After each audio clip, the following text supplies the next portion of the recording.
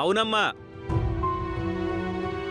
పార్వతీ పరమేశ్వర్ లాంటి మీ అత్తయ్య మామయ్యల ఆశీర్వాదం తీసుకోవడం ఎంతో మంచిది. నేను మావయ్యని పిలుచుకొస్తాను, నువ్వు అత్తయ్యని పిలువు. ఏంటమ్మా బయటే ఉండిపోయారు? మావయ్య మాటల్లోనే వచ్చారు. యాగం బాగా జరిగింది తాతయ్య. అమ్మ వాళ్ళు పెద్దలిద్దరి దగ్గర నుంచి దీవెనలు అందుకోవాలనుకుంటున్నారు. మీ అత్తయ్య సంగతి తెలిసి నువ్వు ఆశపడ్డంలో తప్పులేదమ్మా. నాకైతే ఎటువంటి అభ్యంతరం లేదు. పంతాల పెద్దావిడ, ఆవిడ గారు ఎందుకు ఒప్పుకుంటుంది? ఒప్పుకోదు, అసలు ఒప్పుకోదు. దారిని పోయే వాళ్ళనైనా దీవిస్తుంది కానీ వీళ్ళనైతే అస్సలు దీవించదు.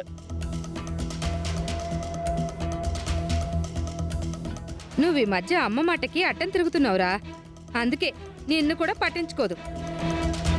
ఏ ఆటంకం లేకుండా యాగం పూర్తయినందుకు సంతోషించండి, అంతకు మించి ఆశపడకండి. మీరు రండి రండి.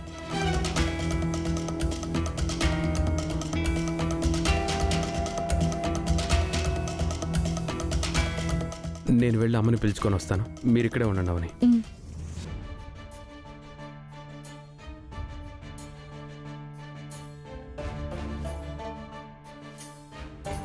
మీరందరూ చూస్తూ ఉండండి, అమ్మతో బాగా తిట్లు తిరిగి వస్తాడు, డౌటే లేదు. దెబ్బలు తిన ఆశ్చర్యపోనక్కర్లేదు. నీలాంటి వాడికైతే ఆ పని ఖచ్చితంగా జరుగుతుంది. మా అక్క బొట్టు లేకుండా తెల్ల చీరతో బాగుండదని ఆలోచిస్తున్నాను గానీ లేదంటే నిన్ను ఎప్పుడో వేసేసి ఉండేవాడిని. రేయ్, నీలాంటి వాళ్ళను చాలా మందిని చూశానులే. ఇదిగో ఏంటి చూసేదే? రే రే రే రే రే మీరు ఆగండి ఆగండి. ఏమ్మా, ఎలాంటి డిస్టర్బెన్స్ లేకుండా పూజ బాగా జరిగిందా? అక్కడ కొన్ని జరిగాయి తాతయ్య. మనం లోపలికి వెళ్ళిన తర్వాత వివరంగా మాట్లాడుకుందాం. ఆ, ఏ మేం వినకూడదా? అక్క ఇది ఉందే అమ్మ కంటే మహాముద్రు. హా, అవును మరి. నువ్వు, నీ అక్క, నీ పెళ్ళం అమాయకులు. నోట్లో వేలు పెట్టినా కొరకరు. ఏ ఇలాంటి చిన్న పంచులు వీళ్ళకేమంతాయమ్మా, కొంచెం పెద్దవై. ఇప్పుడెందుకులే అన్నయ్య, ముందు పెద్దవాళ్ళ ఆశీర్వాదం తీసుకోవడం ఇంపార్టెంట్. అత్తయ్య రానే రాదు.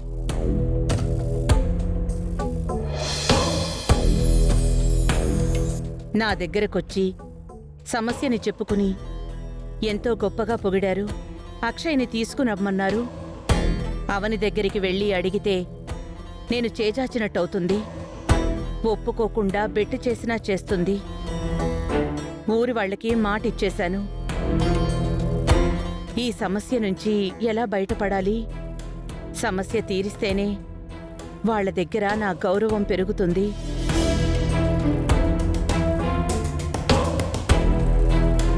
అమ్మా,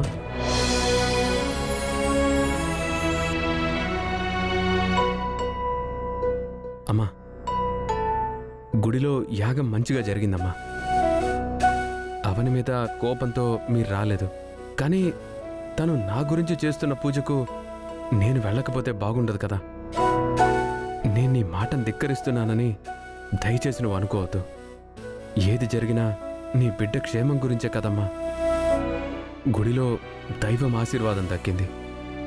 దైవ సమానురాలివైనా నీ ఆశీర్వాదం కూడా మాకు కావాలి. నాన్నతో కలిసి అవని అక్షయ్ నీ గురించి బయట ఎదురు చూస్తున్నారు. ఎన్ని గొడవలున్నా ఈ సమయంలో వాటి గురించి ఆలోచించి నువ్వు మమ్మల్ని ఆశీర్వదించకుండా ఉంటే అది పద్ధతి కాదని నా అభిప్రాయం. దయచేసి కాదనకమ్మా.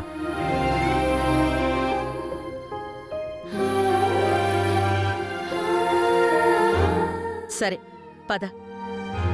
థ్యాంక్స్ అమ్మా, థ్యాంక్ యూ. పదమ్మా.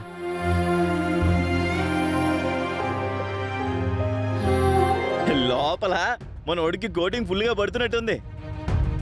అత్తయ్య రానే రాదు. రమ్మా. అదిగో వచ్చింది.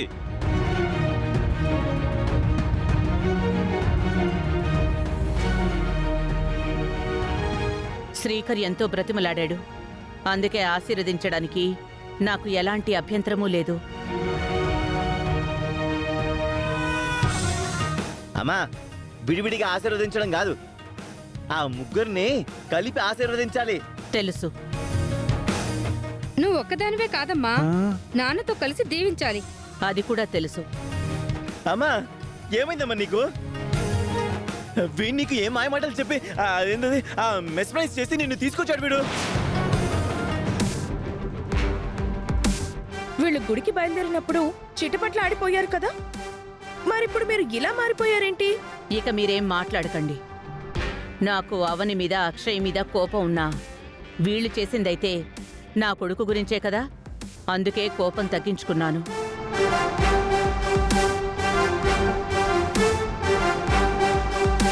నా కొడుకు మంచి కోరి చేసింది కాబట్టి వీళ్ళు కోరిన చిన్న కోరికను తీరుస్తాను అంటున్నాను. రే శ్రీకర్, పిల్లల కోరికలు తల్లిదండ్రులు ఎలా తీర్చాలో తల్లిదండ్రుల కోరికలను పిల్లలు కూడా ఆ విధంగానే తీర్చాలి. ఎప్పుడైనా నేను ఏదైనా అడిగితే నువ్వు కూడా తీర్చాలి. తల్లి కోరికను తీర్చినవాడు బిడ్డలా అవుతాడమ్మా. నువ్వు ఎప్పుడు ఏది అడిగినా నేను తప్పకుండా తీరుస్తానమ్మా. ఏమండి, పిల్లల్ని ఆశీర్వదిద్దాం రండి. హ్మ్.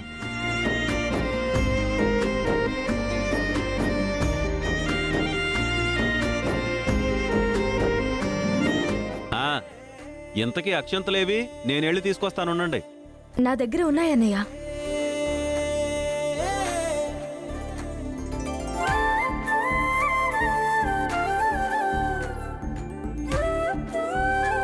నువ్వు సూపర్ అమ్మా, భలే ప్రిపేర్గా ఉన్నావు.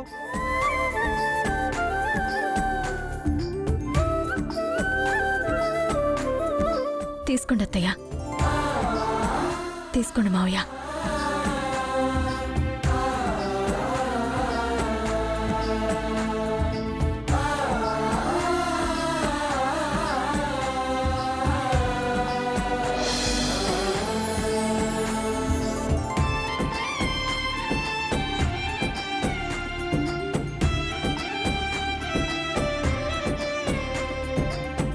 మహా అద్భుతం, అద్భుతం, మహా అద్భుతం. కొత్తగా పెళ్ళైన జంట ఆశీర్వాదం తీసుకున్నట్టుగా ఉంది. థ్యాంక్స్ అత్తయ్య. అమ్మా అక్షయ, నువ్వు కూడా వెళ్ళి తీసుకో అమ్మా.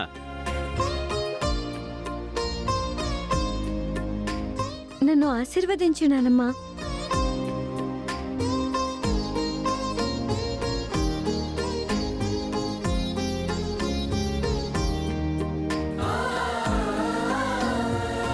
థ్యాంక్ యూ నానమ్మా. ఈ రోజంతా మీకు మంచే జరిగిందమ్మా.